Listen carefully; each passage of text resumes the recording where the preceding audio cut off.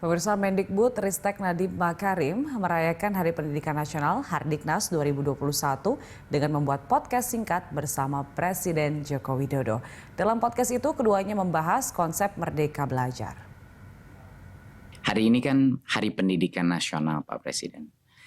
Apa makna Hardiknas ini bagi Bapak? Semangat Ki Hajar Dewantara. Ini yang kita harus ingat semuanya.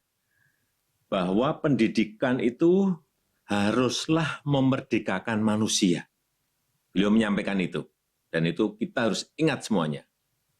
Karena bagi Ki Hajar Dewantara, pendidikan harus memerdekakan kehidupan manusia.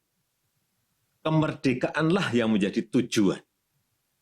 Jadi kita di Indonesia dengan berbekal pendidikan, semua orang boleh menjadi apa saja. Ini juga penting, perlu digarisbawahi. Tapi selain itu harus juga menghormati kemerdekaan orang lain. Untuk itu saya mau mengingatkan berhubung hari ini adalah hari pendidikan nasional, agar sistem pendidikan Indonesia sekali lagi haruslah memerdekakan manusianya dan membangun jiwa dan raga bangsa. Coba saya ingin juga bertanya pada Mas Menteri, apa filosofi Ki Hajar Dewantara yang terkenal di dunia pendidikan?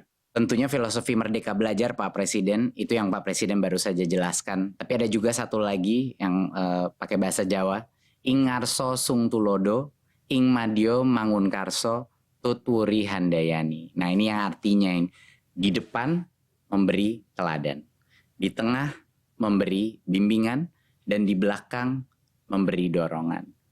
Jadi sebenarnya esensi dari ini adalah jiwa kepemimpinan dari pendidik itu luar biasa pentingnya. Konsep gotong royong yang sudah kita buahkan dalam profil pelajar Pancasila itu sebenarnya arah Merdeka Belajar, Pak Presiden. Jadi tadi apa? Ing ngarso sung tulodo, ing madyo mangun karso, tutwuri handayani. Ya. Saya kira semua kita harus ingat mengenai ini. Betul, betul. Jadi bisa kita gunakan sebagai analogi sekolah, Pak. Sekolah-sekolah di depan yang sudah lebih maju, sekolah-sekolah penggerak misalnya, mereka yang memimpin dan melihat menjadi teladan. Sekolah-sekolah di tengah, mereka membimbing kelasnya mereka, melakukan transformasi di dalam.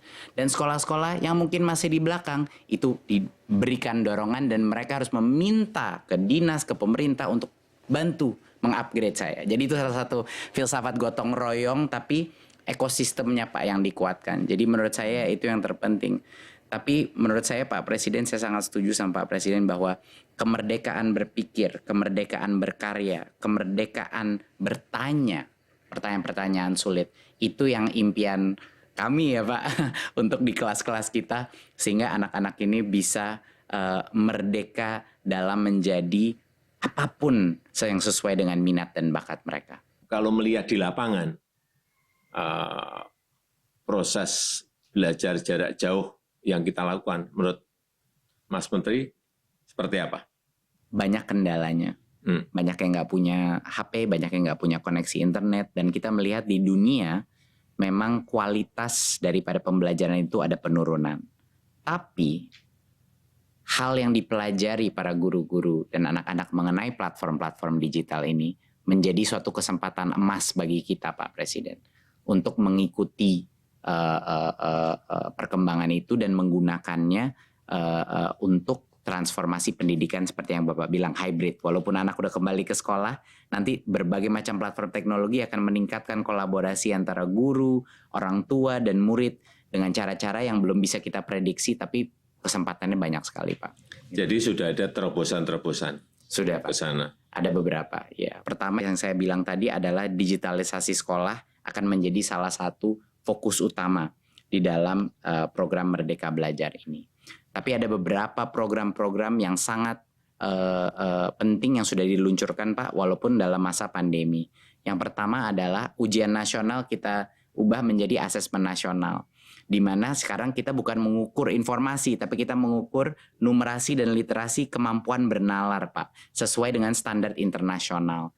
Dan pertama kalinya di sejarah kita Pak Presiden, kita akan menambahkan survei karakter, di mana nilai-nilai Pancasila akan bisa kita ukur dan kita kuantifikasi per sekolah. Isu-isu seperti intoleransi, kekerasan seksual, dan perundungan bisa kita ukur Pak Presiden. Dalam per sekolah Pak, nanti ada peta-petanya gitu. Bagus sekali. Jadi ini program Big Data, salah satu program Big Data pertama kita Pak. Pak Presiden selalu menagih saya mengenai melakukan digital government, jadi ini step pertama kita Pak. Ya itu lompatan yang ingin kita lakukan kan di situ. Betul Pak. Dan yang kedua Pak adalah program guru penggerak, di mana regenerasi kepemimpinan kepala-kepala sekolah kita, pengawas kita, guru-gurunya LPTK kita, itu akan keluar dari alumninya guru penggerak Pak.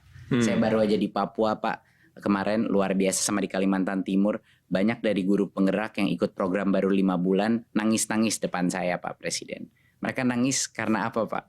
Mereka nangis karena menurut mereka program ini membuat mereka menyadari berbagai macam mispersepsi mereka mengenai apa artinya pemimpin di dunia pendidikan Pak. Jadi strategi kedua kita Pak adalah untuk meluncurkan regenerasi kepemimpinan. Kepala-kepala sekolah kita semua bakal alumni dari guru penggerak. Ketiga Pak, kita transformasi keuangan. Ini yang dengan dukungan Pak Presiden sangat membantu Pak.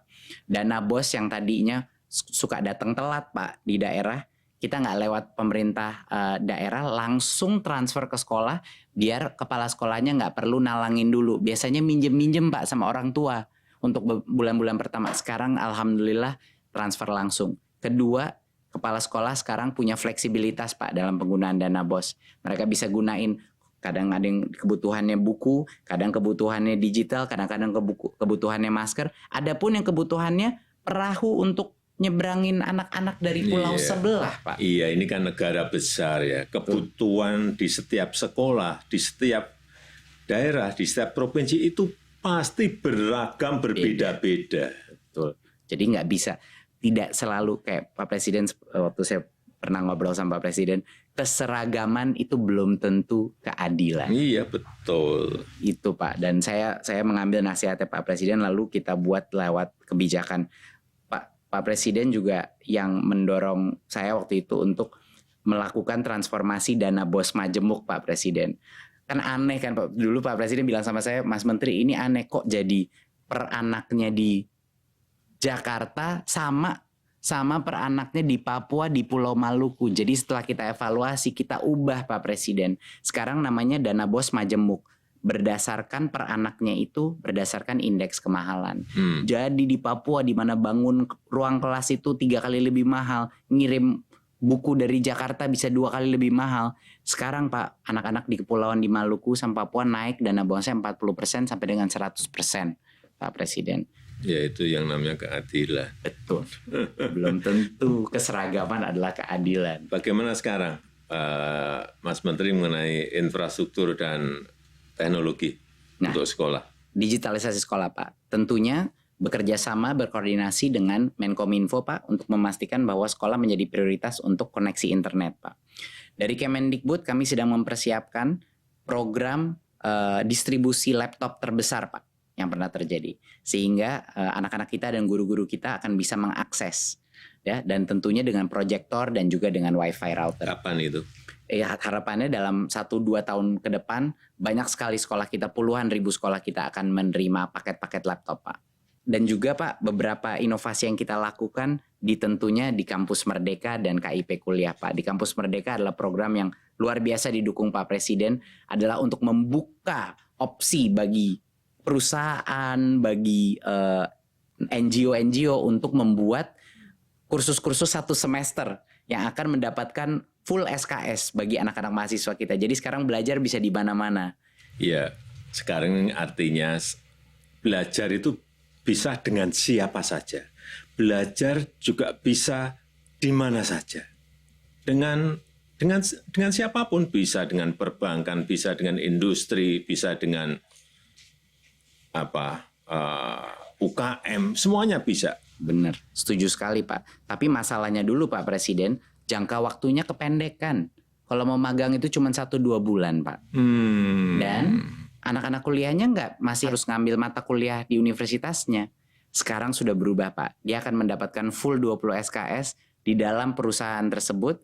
Jadi dia tidak harus mengorbankan SKS dia dan kapan dia lulus. Dan juga disubsidi oleh pemerintah biaya gajinya itu mahasiswa, biaya uang transportnya itu disubsidi Pak oleh pemerintah. Jadi ini kesempatan yang sangat besar bagi perusahaan juga untuk menambahkan talentanya. Itu Pak, Ya, kira-kira. inilah perubahan, inilah transformasi yang kita ingin.